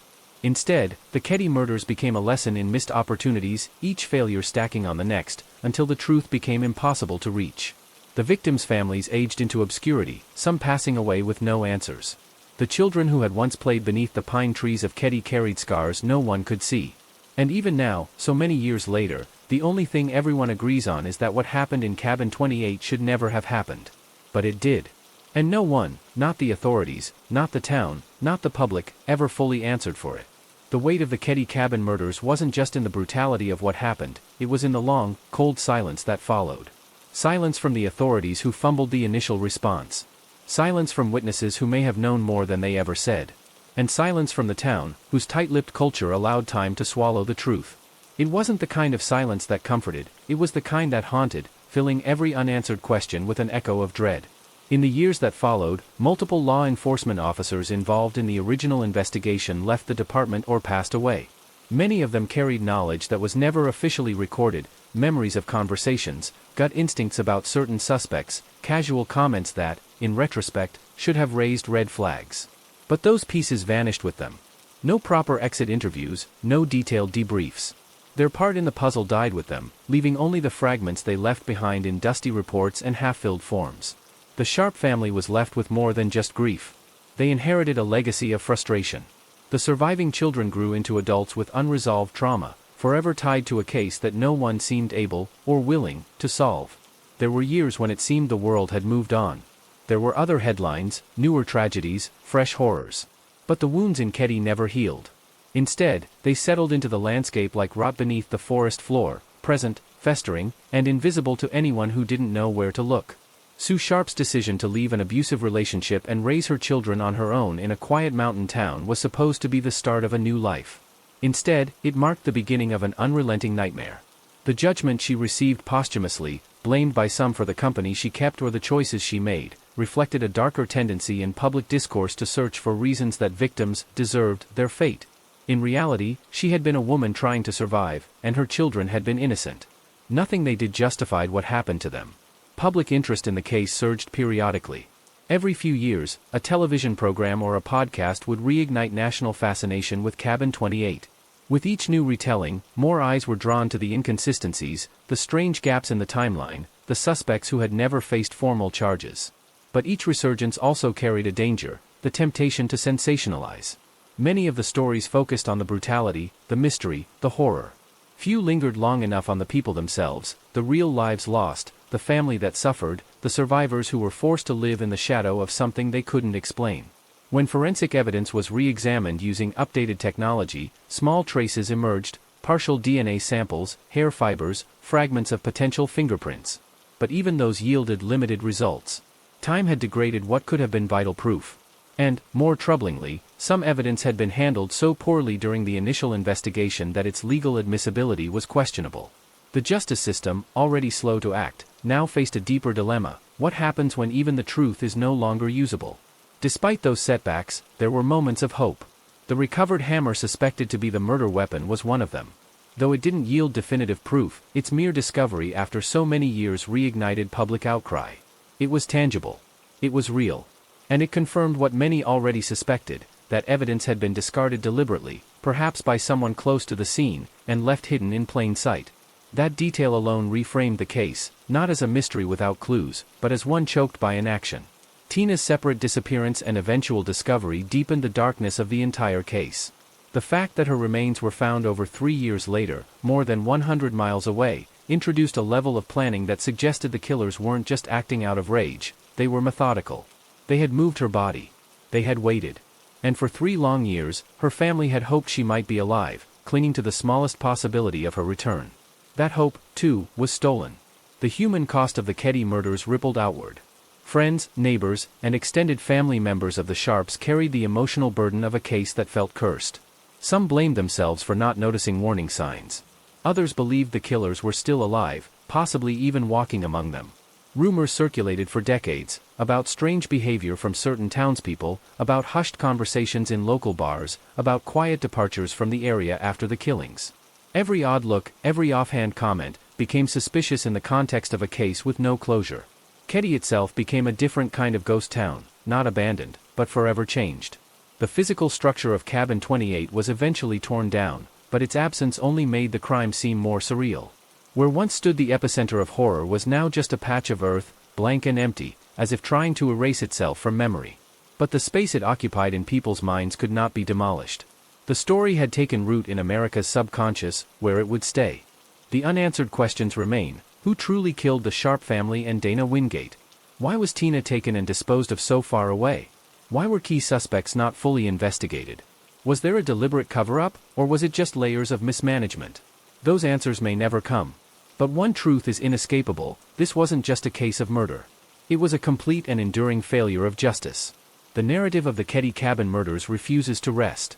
Decades later, it remains suspended between official incompetence and unofficial whispers, a case so damaged by early errors that every new clue feels like a ghost from a buried past. What distinguishes this crime from countless other unsolved homicides isn't only its brutality, it's the collective failure at every level, from forensic follow-through to local accountability.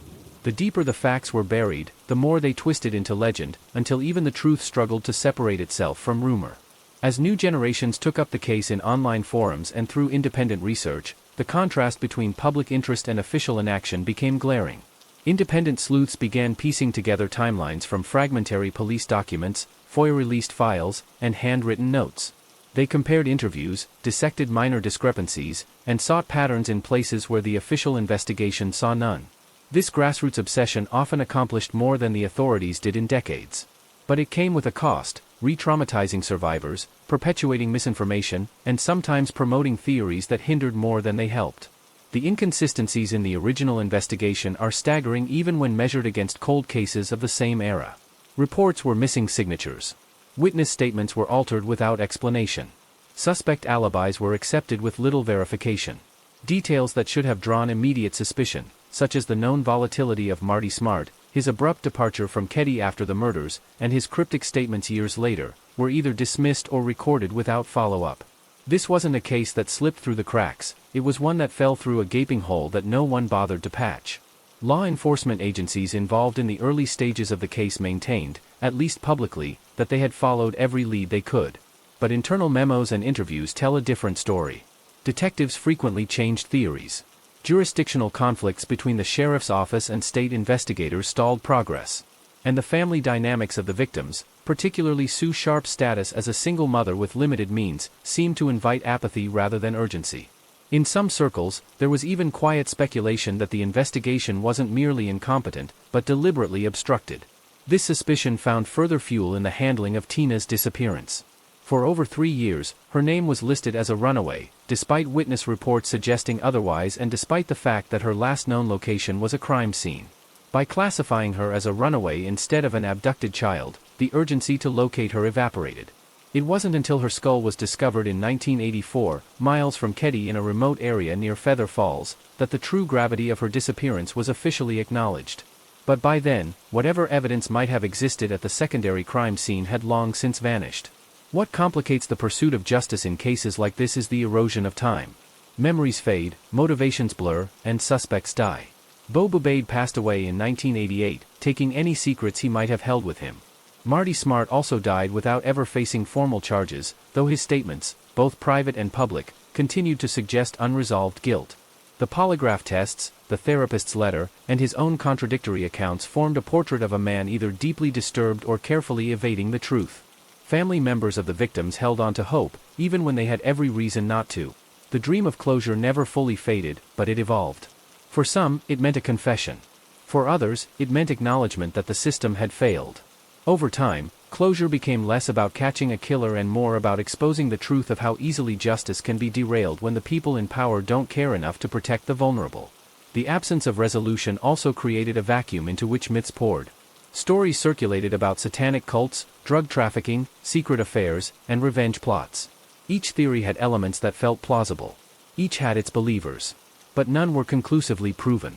And the longer the case remained unsolved, the more these narratives cemented themselves as part of the legend. For many, it became less about finding out who did it and more about choosing a theory to believe in, a grim kind of folklore where fact and fiction shared the same space. In 2016, a renewed investigation gave some faint glimmer of hope. The Plumas County Sheriff's Office, under new leadership, publicly acknowledged the past mishandling of the case and reopened the investigation. They cited new forensic evidence, technological advancements, and previously overlooked witnesses. The recovered hammer was sent for DNA analysis, and potential human tissue was located on tape found in the original crime scene. The reinvestigation was thorough and transparent, but it also confirmed what many feared: much of the original case had been irreversibly compromised. And yet, even with all the setbacks, something persisted. A stubborn will to keep the story alive. Documentaries, exposés, and articles ensured that the victims wouldn't be forgotten. The rise of true crime media, while sometimes sensationalistic, also served a purpose. It kept pressure on institutions that once hoped the public would forget. It reminded the world that what happened in Cabin 28 wasn't just an isolated tragedy. It was an indictment of a system too fractured to deliver justice, and too proud to admit it failed. The Keddie murders remain unresolved. But they are not forgotten. They stand as a dark chapter in American criminal history, where the victims didn't just suffer violence, they were silenced by neglect. And that silence, after all these years, still speaks volumes. Time has a way of obscuring even the most harrowing crimes, fading the sharpest edges into whispers and shadows. But with the Keddie cabin murders, the opposite has happened. Instead of being buried by the passage of years, the mystery has only grown heavier, each unanswered question pressing harder on the fragments of truth left behind. Decades later, the unease remains not just because of what happened, but because of everything that didn't happen after. The town of Keddie itself became an unwilling monument to trauma. While the cabin where the murders took place was eventually demolished, its absence created an eerie silence in the spot it once stood. Locals avoided the area. Visitors who stumbled across it felt the heaviness in the air, like something unseen still lingered. No one needed to speak of it, the town's collective memory did the talking. Cabin 28 had vanished from the map, but not from the minds of those who lived through its aftermath. The children who survived that night, especially Rick, Greg, and the Siebold boy, Justin, were forced to carry a psychological weight few could comprehend. They had grown up with a memory of evil that had no face, only fragments, muffled screams, shadows in the dark, the scent of blood and fear. And for Justin, the lines between dream and memory were so blurred that even investigators couldn't determine what he had actually seen. Was he sleepwalking into the room during the murders? Was his account, drawn out through hypnosis, real or implanted? No one ever answered that with certainty. Their lives diverged in painful directions. Some withdrew into themselves, haunted by survivors' guilt. Others attempted to move on, only to find that their name, and their connection to that night, followed them. Therapists, psychologists, and law enforcement experts later commented on how trauma left untreated at that age can warp development, alter identity, and freeze people in time. For the survivors, it wasn't just about escaping a killer. It was about escaping a memory they were never allowed to leave behind. Those closest to the case often found themselves ostracized by the very community they called home. Glenna Susan Sharp had moved to Keddie for peace, for a clean break and a better life. But after her death, rumors spread like wildfire. Some painted her as a reckless mother. Others suggested her lifestyle or associations brought danger to her door. These narratives served a dark purpose, they made the rest of the town feel safer.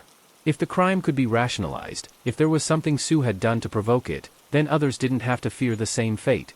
But that reasoning was not only false, it was cruel. Her son, John Sharp, only 15 at the time, had his life stolen in more ways than one. He was just beginning to come into his own, navigating adolescence, forming friendships, building identity. Dana Wingate, too, was just a teenager full of possibility. Both were found bludgeoned beyond recognition. Their bodies told the story of a rage that far exceeded the intent to kill. It was personal, prolonged, sadistic. And yet, even with such a brutal signature, no definitive suspects were ever arrested. Marty Smart remained a figure of constant suspicion. His contradictions, his history of violence, and his alleged confession to a therapist painted him in a damning light. But he had allies, people in law enforcement who either trusted him or feared him, depending on who was asked. His relationship with Beau Bubaid added another layer of complication. Beau, a man with a criminal past and rumored ties to organized crime, had been in Keddie for a suspiciously short time. Some theorized that he was sent there for a reason. Others believed he was simply in the wrong place at the wrong time. What remained indisputable was this: both men left town shortly after the murders, and neither was ever charged. The discovery of Tina's remains in 1984 should have been the moment everything shifted. Her body, found in Feather Falls, confirmed the crime extended beyond the walls of the cabin. It introduced a new layer of premeditation. Someone had taken the time to remove her, transport her, and ensure her body wouldn't be found easily. The fact that it took over 3 years, and that her death was treated with less urgency than the others, highlighted the institutional indifference to missing children, especially poor ones, from isolated communities. In any true crime investigation, public pressure is often what reignites momentum. In the Keddie case, online communities kept the flame alive. True crime bloggers, amateur sleuths, and documentarians poured thousands of hours into reconstructing what happened that night. While not all contributions were helpful, the collective attention created a level of visibility that made it impossible for law enforcement to quietly close the file. This digital era of accountability became one of the few forces strong enough to breathe new energy into the cold case. Still, facts remain elusive. Leads, however promising, hit walls. Forensics, despite modern advancements, could only do so much with contaminated evidence. Witnesses had died. Memories had frayed. The chance for resolution narrowed with each passing year. But even as closure slipped further away, the importance of telling the story never diminished. The Ketty cabin murders aren't just a story of death. They're a story of systemic failure. Of lives shattered not only by the hands of killers but by the inaction of those who were supposed to bring justice. They serve as a chilling reminder that evil doesn't always hide, it sometimes walks in plain sight, protected by silence, overlooked by incompetence, and allowed to vanish into the mountains like smoke in the trees. In the years following the murders at Cabin 28, a grim evolution took place. What started as a brutal crime morphed into a cautionary tale of institutional failure and collective amnesia. As newer, more high-profile cases captured the national spotlight, the Ketty case remained in the background, buried under redacted reports, lost files, and broken promises. But for those still watching, it was never truly gone. It lurked at the edges of the true crime community, resurfacing every few years with a new theory, a rediscovered detail, or another person willing to take a closer look. One of the enduring mysteries has always been the utter lack of closure. The perpetrators were likely known to law enforcement. Marty Smart, in particular, was a name that came up repeatedly, yet he was never brought to trial. His connection to Bo Bubaid, a man with known ties to organized crime and a troubling criminal record, added further weight to suspicions. The duo's sudden departure from Ketty immediately after the murder seemed too coincidental to ignore. Then there was the letter that surfaced years later, allegedly written by Marty, in which he claimed to have killed Sue because she was trying to destroy his family. Even this supposed confession wasn't enough to prompt a full reinvestigation at the time. The original case files were disorganized, incomplete, and in some instances, appeared deliberately altered. Evidence logs didn't match witness statements. Crime scene photographs were missing. Items like a bloody knife and the infamous hammer vanished without explanation. These weren't just clerical errors, they were decisions that undermined justice. Whether it was incompetence, corruption, or fear, the result was the same, a catastrophic failure to protect a family already failed by society. This failure was compounded by how authorities handled Tina Sharp's disappearance. Initially categorized as a runaway despite clear evidence of foul play, her case was deprioritized at the most critical moment. Had she been taken seriously as a victim, search efforts might have uncovered crucial evidence in the days immediately following the murders. Instead, her remains were found by accident years later, scattered bones, far from home, her life reduced to fragments in the wilderness. The chilling implication was that the killer had walked her out alive, long after the others had died. The Sharp family had moved to Ketty for a new start. Sue Sharp was doing everything she could to create a safe and independent life for her children. She had left an abusive marriage behind, worked hard, and was raising 5 children on her own. The suggestion by some that her choices had somehow invited the violence against her only reflects the deep-seated societal biases against single mothers, especially those struggling in poverty. Instead of being protected, Sue was judged. And when she was murdered, she was minimized. Dana Wingate, John Sharp's best friend, was just visiting for the night. A simple sleepover turned into a final resting place. Dana's father would spend years haunted by the loss, unable to reconcile how an ordinary evening could end in a brutal double homicide. His questions, like those of so many others, were met with silence or deflection. He was left to grieve in a void that refused to yield answers. The lack of justice didn't just affect the families. It rippled through the entire community. Ketty, once a quiet, wooded retreat, became synonymous with horror. Tourism dried up. Property values dropped. Residents moved away. Those who stayed did so in a haze of fear and unanswered questions. The town bore the stigma of a crime it couldn't resolve, a wound that never quite scabbed over. Children grew up hearing whispers about what happened at Cabin 28, and those who lived through it carried the trauma in their bones. Even as true crime documentaries and podcasts reignited interest in the case, no official resolution came. Technology improved. DNA databases expanded. And still, the names of the dead remained unaccompanied by the names of those responsible. Every new headline rekindled old hopes, only to let them flicker out again. What made the Ketty murders uniquely cruel was the sense that justice had been within reach, and was simply abandoned. Law enforcement's later attempts to revisit the case did bring some progress. In 2016, investigators announced they had recovered a hammer believed to match one missing from the scene. It was found in a pond near Ketty, and new testing began. There were also updates regarding new leads and re-interviewed witnesses. Yet none of this led to charges or convictions. The weight of time, the degradation of evidence, and the death of key figures meant that justice remained hypothetical. Still, the story persisted. It became more than a murder case.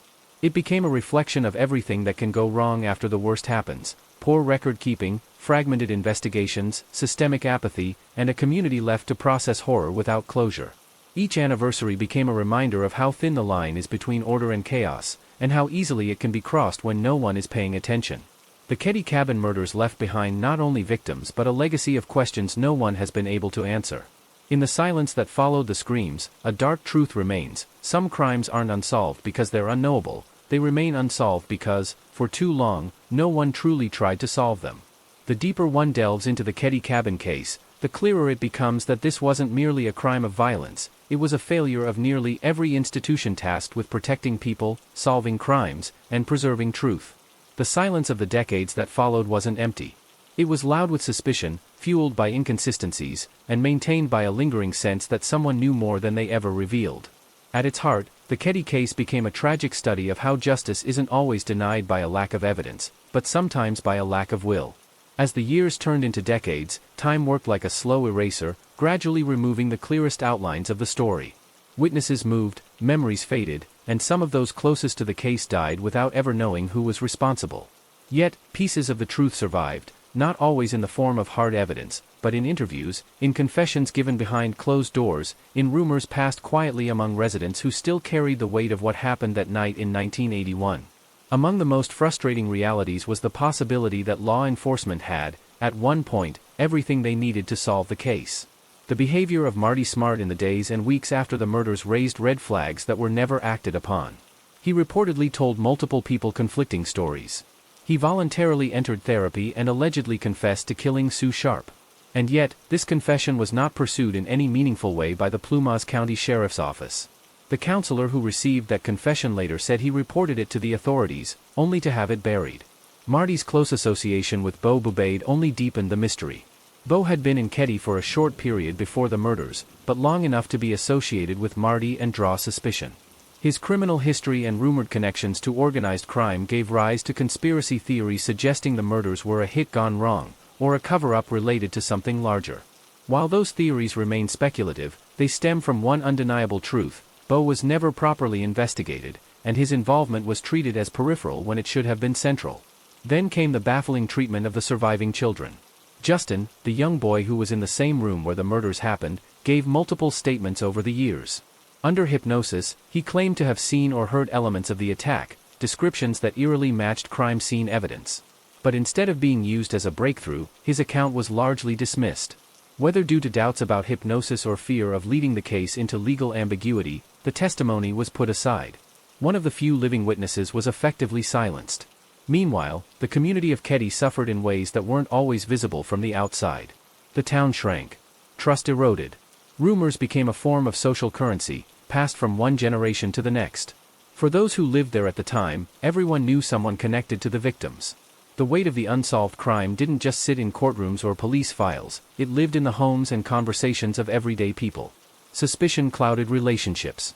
Anger festered beneath the surface. Even decades later, the surviving family members were reluctant to speak publicly. Sue Sharp's surviving children carried the burden of being linked to a national mystery that offered them no closure. Every documentary, every article, every new theory meant reliving their worst trauma.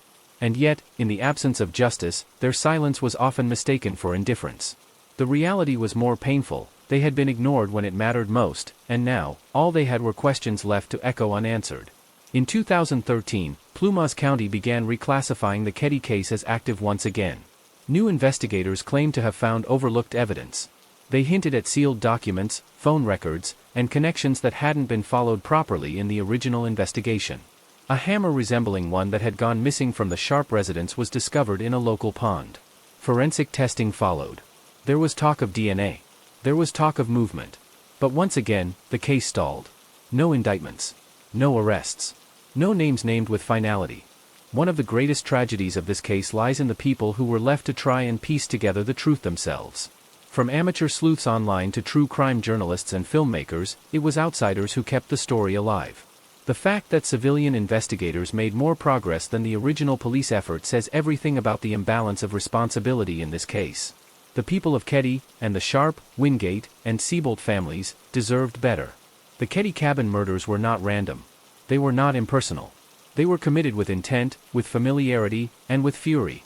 The nature of the crime, binding, gagging, overkill, points to an emotional motive, not just a robbery or thrill kill.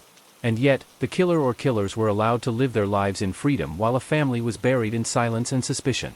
What's left is a hollow echo of justice. A town haunted by memory. A family shattered beyond repair. And a case that, even with renewed attention, may never be solved, not because the answers don't exist, but because they were ignored when they mattered most. The legacy of the Keddy Cabin murders isn't carved in stone, but rather whispered through decades of uncertainty. It sits on the edge of history, part documented fact, part unconfirmed truth, and part painful folklore passed between those who refuse to forget. By the time 40 years had passed, the crime had transformed from an unresolved murder case into a symbol of how entire systems can fail when accountability falters. The horror itself had long been committed, but the aftershocks were still being felt in the silence that followed. In examining why this particular case continues to evoke fear and fascination, the answer lies not just in the brutality of the murders, but in the layers of potential concealment. It's one thing for a murder to go unsolved due to lack of evidence, it's another entirely when the evidence seems intentionally discarded, mishandled, or ignored. The early investigation was not just flawed. It was catastrophically mismanaged. From interviews that were never followed up to leads that mysteriously went cold, the case became a reflection of something more disturbing than the crime itself, the fear that some truths were deliberately buried. The murder scene was rich with evidence, blood, fingerprints, bindings, and signs of a prolonged attack. Yet few, if any, of these clues led to viable suspects. It wasn't for lack of opportunity. It was a matter of neglect. Files disappeared. Confessions were lost. A therapist who allegedly heard a confession saw his warning fall on deaf ears.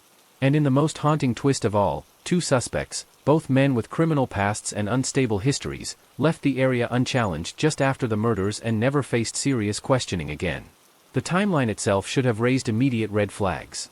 Within hours of the bodies being discovered, gaps appeared in official records. Dispatch logs were incomplete. Statements were changed. And key suspects conveniently had alibis that were never properly verified. It wasn't a matter of one person slipping through the cracks. It was an entire response system failing all at once.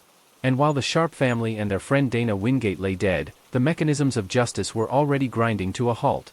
At the heart of this case is not just the murder of Sue, John, Dana, and ultimately Tina, but the silencing of their story.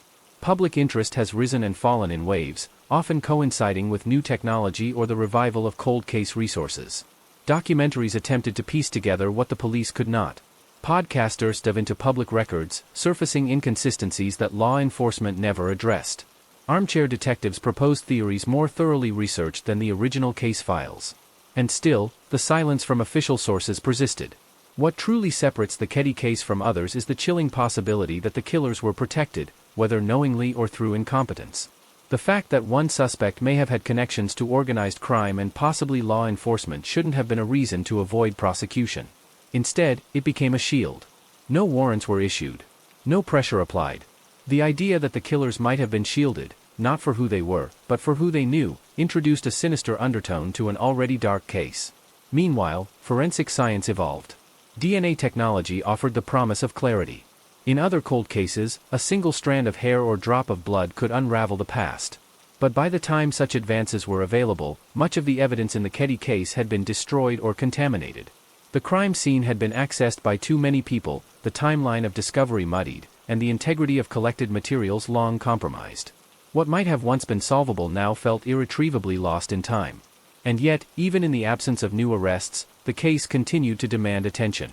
It became a parable told in true crime communities, not just about murder, but about how institutions crumble under pressure. Families who seek answers are often portrayed as obsessive or unstable, when in truth they are filling the void left by failed investigations. Every year, anniversary articles are published, new listeners discover the story, and every retelling brings a renewed hope that maybe, just maybe, someone will finally talk. The case lingers in the American psyche not because it is the most violent, but because it's one of the most mishandled. It represents how truth can be buried beneath bureaucracy, how community trust can dissolve overnight, and how children, left alive in the wake of something unspeakable, are often forgotten by the very systems meant to protect them. It's the story of a mother doing everything right, escaping an abusive marriage, trying to start over, only to be failed by everyone when she needed help the most. Decades have passed, but the injustice remains raw. Keddy has changed. The cabin was eventually demolished, but even its destruction felt like another form of erasure. Tourists and journalists still visit the area, hoping to stand in the place where it all happened. Locals don't like to talk. Survivors avoid the spotlight. And the cabin that once stood as a witness to horror is gone, yet its shadow remains. Because the truth of Keddy isn't just about who committed the murders. It's about who let them get away. The Keddy cabin murders remain one of the most haunting unsolved crimes in American history, not only because of the brutality but because of the slow, painful erosion of trust they left in their wake. As the years turned into decades, what was once a horrific triple homicide expanded into something larger, a mirror held up to the justice system, reflecting all its imperfections and unanswered questions. At the core of the story is a family destroyed, a small town left fractured, and a generation of survivors forced to grow up in the long shadow of silence. For those who lived through it, time never truly moved forward. It looped back again and again to that night in 1981 when something unspeakable happened in Cabin 28. Rumors became oral history. Fear embedded itself in the very identity of Keddy. The people who stayed behind carried invisible burdens, memories they couldn't erase, people they quietly suspected, and a wound that never healed because it was never given the dignity of truth. Keddy became more than a crime scene. It became a symbol of unresolved trauma. The children who survived that night were left with scars no one could see but that shaped every part of their lives. The youngest Sharp children were forced to reconcile their past in silence, rarely speaking publicly about what had been done to their family. Tina Sharp's remains, discovered years later and miles away, only deepened the tragedy, cementing that she, too, had been a victim, and perhaps the one who suffered the longest. That discovery came too late, after too many opportunities had already been lost. Her voice was never heard, her story never told in full. The questions that should have been answered within days of the murders instead stretched across lifetimes. Why did law enforcement fail to investigate the most obvious suspects thoroughly? Why were key witnesses never re-interviewed? Why were physical pieces of evidence, like the hammer, the bloody footprints, and the bindings, not preserved or tested when technology finally made it possible? And why, above all, was the surviving family not protected or believed with the urgency they deserved? Some who looked at the Keddy case from the outside asked if perhaps the crime was just too brutal to comprehend. But it wasn't the nature of the crime that silenced progress, it was the failures that came afterward. There was no justice, no closure, and no real reckoning. And when accountability is withheld for long enough, even the most heinous crimes begin to fade from public memory, not because people stop caring, but because no resolution ever arrives to keep the memory alive with purpose. As the internet era brought new attention to cold cases, Keddy gained a second life online. True crime forums, amateur sleuths, documentarians, and journalists pieced together the fragmented puzzle in ways official investigators had not. Theories were formed, suspects re-examined, timelines reconstructed. While not all of these efforts were helpful, some exposed glaring gaps in the original investigation, gaps that raised suspicions not just about incompetence, but about complicity. Still, no charges were ever filed. No confessions recorded. The dead remained voiceless. In many ways, Keddy became a cautionary tale. It taught a hard lesson that sometimes justice doesn't fail because the truth is hidden, but because no one in power wants to look for it. The institutions that failed the Sharp family, law enforcement, forensic labs, state investigators, never issued full apologies or transparent explanations. Over time, this lack of accountability became just as disturbing as the crime itself. People can understand tragedy. What they can't understand is neglect. For the Sharp family, Dana Wingate, and the entire community, what remains now is legacy. Not the kind forged by heroism or healing, but by refusal to forget. Those still alive who remember the night speak less frequently now, but they haven't forgotten. The children who once played near Cabin 28 grew up into adults who carry that memory, even if they've long since left Plumas County. Some keep quiet out of fear. Others out of exhaustion. But all of them know that justice never came. In the end, the story of the Keddy cabin murders isn't simply one of brutality or mystery, it's about what happens when truth is left to rot. It's about how murder doesn't just kill people, it kills trust, community, and the faith we place in those sworn to protect. It's a story where silence did more damage than violence. Where the killers didn't just escape, they were never truly chased. Cabin 28 is gone now, reduced to empty land. But that space still holds weight, still draws interest, still feels haunted in the truest sense of the word. Not by ghosts or apparitions, but by the knowledge that a crime so cruel, so personal, could be buried beneath red tape and fear. That land isn't cursed. The curse lies in what was done, and in what was allowed to be forgotten. What remains is a case that refuses to close, even when every door seems locked. A case that continues to whisper the same question to anyone who listens long enough. What if they got away with it? And worse, what if someone let them? And so, the Keddy cabin murders remain frozen in time, an echo of brutality drowned by decades of silence. A family destroyed, a case buried under missteps, and a truth still gasping for air.